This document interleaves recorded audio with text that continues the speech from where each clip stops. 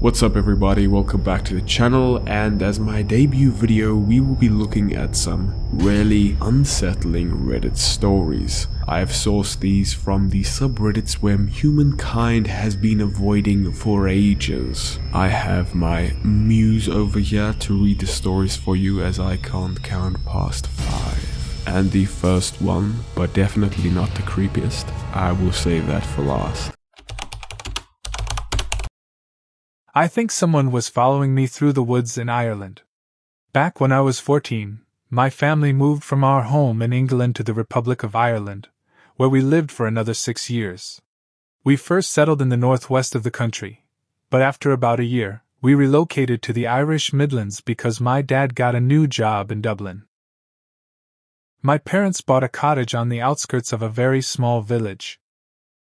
It was more of a stopping point between two larger towns than a place with anything to do. The village was so remote and quiet, I quickly got bored. But not long after we moved, I started exploring the surrounding area with my border collie, Maisie. Eventually, I found a large stretch of bogland that had a man-made forest. Every weekend or school break, I'd head out there with Maisie. We'd follow a railway line used to transport peat. I did this for months, always on the same route, but eventually stopped going.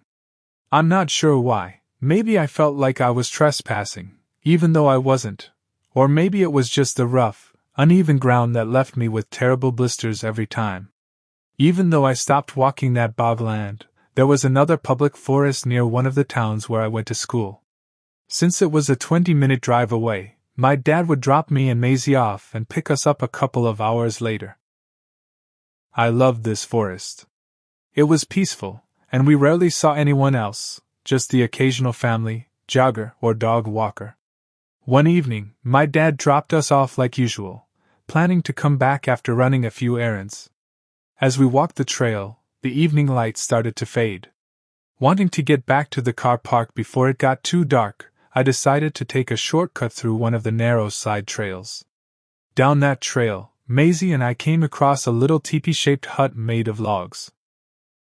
Sometimes, when we passed it, I'd hide inside for fun, and Maisie would circle around, trying to find me, never realizing she could just go in. I don't remember if we played that game that day, but I do remember something else. While walking along that same side trail, I turned around, and there was a man about 20 meters behind me. He had just entered the trail. I don't know why, but something about him immediately felt off. I can't explain what it was. Maybe the way he walked, or maybe it was just my instincts. Either way, I clipped Maisie's lead back on and picked up the pace. A few minutes later, I was back on the main trail. By now, it was nearly dark. I looked behind me again, and the man was still there, closer now, maybe 10 meters back. I tried to convince myself I was just being paranoid. Maybe he was just out for a walk like me. Still, my gut told me something wasn't right. I pulled out my phone to call my dad, just to make sure he was already waiting in the car park. But he didn't answer. I figured he was probably still driving, so I just hoped he'd be there soon. When I finally reached the car park, it was almost pitch black. There was only one car there, and it wasn't my dad's. I sat down by a picnic bench with Maisie to wait. All I could do was hope my dad would show up soon, and that the man behind me hadn't followed us. But just a minute or two later, I heard footsteps approaching. It was the same man. Trying to seem unbothered, I kept my eyes on my phone, hoping he would just walk past. Thankfully, he did. He walked straight to the only car in the lot, got in, but didn't drive away. He just sat there, with the engine running and his headlights on. 10 minutes passed. Then 15. Then 20. My dad still wasn't there, but the man was.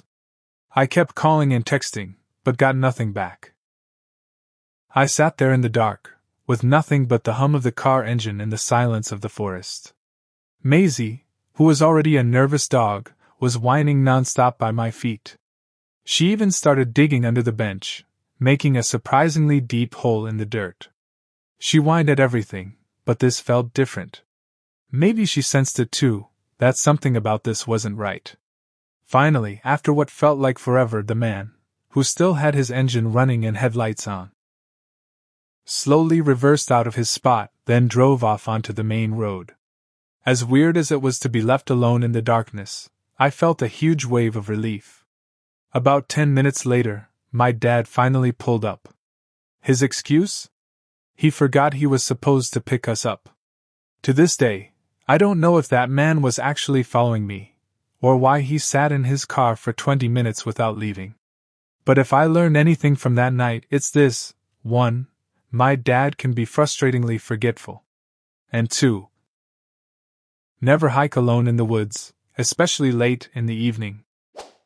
Very, very creepy. I'm not sure about you, but that left a shiver down my spine. Anyway, moving on to the next story.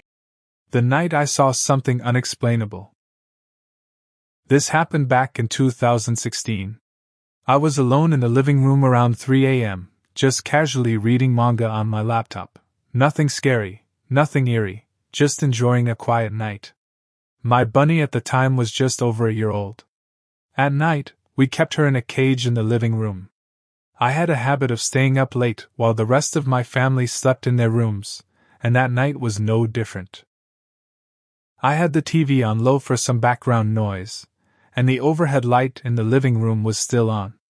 The windows and doors were all closed. It was April, and the nights were still pretty chilly. We had a bag of bread hanging from a pole in the living room, near the fridge. Our kitchen was small, so we had to keep the fridge outside of it. The bread usually hung from that spot for easy access. While I was reading, everything completely still and quiet, I caught something in my peripheral vision. Something small and dark popped into view near where the bread was hanging. Instinctively, I turned to look, and that's when I locked eyes with something I still can't explain. Perched on the bread bag was this small, brownish creature. It had pointed ears, a long tail, and glowing yellow eyes. It looked startled. Its eyes were wide open like it hadn't expected to be seen. Before I could even react, the thing flew straight through the closed balcony door. And I mean it, the door was closed.